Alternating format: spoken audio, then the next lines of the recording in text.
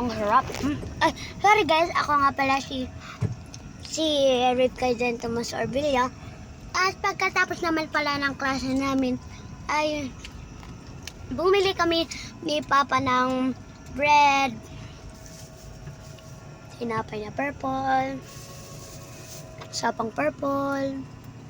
Okay, Pap. ginawakan mo na lahat. Hindi lang yan ang bilhin niya, pero may pang kwan din mamaya, may pang burger. So mga mamaya guys, mag-vlog ako. At saka susunduin pa namin si Mama. Yung ilaw. May sun.